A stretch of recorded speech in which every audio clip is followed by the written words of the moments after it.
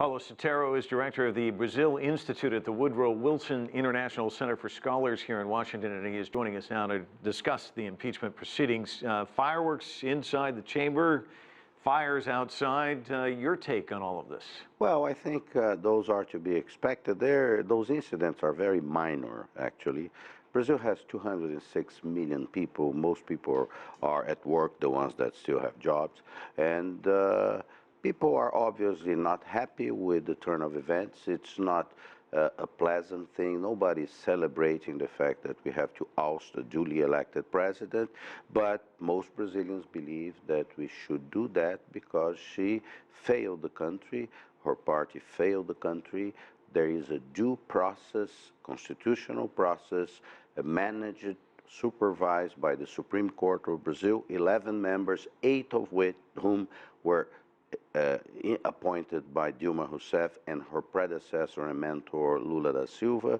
So this is continuing. At some time in the next few hours, a majority of senators will vote for the admissibility of the impeachment voted on April 17th in the House, and then we will have the trial.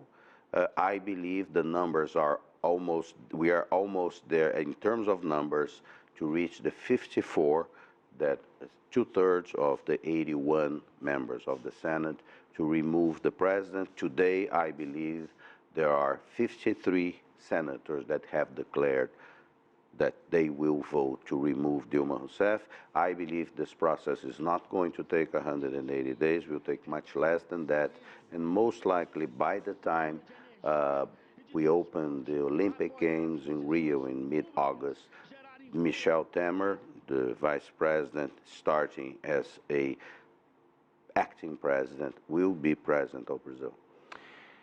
Dilma's legacy, what will it be? Dilma's legacy is one of frustration, one of sadness. First woman president of Brazil, ends in failure with an economy that is contracting by 3.8% of GDP, the country facing an enormous corruption scandal in a company, a state company, where she was a member of the board, she was the chairperson of the board, and she had obviously a lot of saying after being elected president. Petrobras is a company that is today whose own viability is compromised because of what happened under the watch of President Lula and President Dilma Rousseff. It is an absolute shame. Petrobras was a national treasure of Brazil, and it was basically put to waste by a government because of corruption, because of the lack of capacity to move.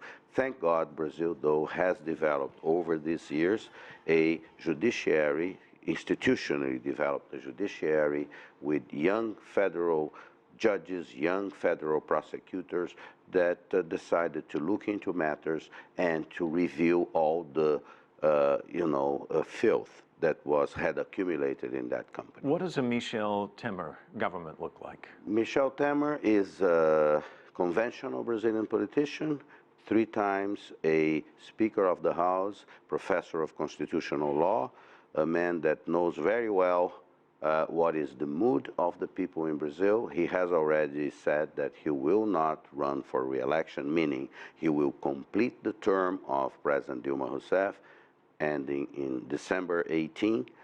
He knows also that he cannot touch the investigations on the scandal on Petrobras or any investigations involving corruption in Brazil. His task is to help to stabilize the Brazilian economy, to restore confidence of voters, consumers, and investors in an economy that was once emerging as the 7th largest economy in the world.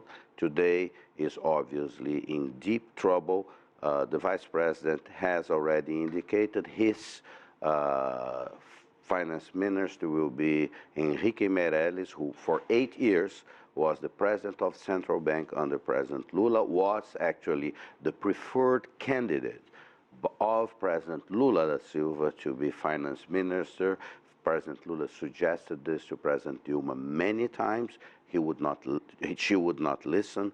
President Temer will now nominate Mr. Henrique Meirelles, a man that has credibility in financial markets and that will also have as part of his portfolio the reform of Social Security in Brazil. It's one of the first important structural reforms that we have to tackle in order to rebalance fiscal accounts in Brazil. Paulo Sotero, always a pleasure having you on the broadcast. Thanks so much for your insights. Thank you. If you like what you just saw, follow us on social media and visit our website, cctv-america.com.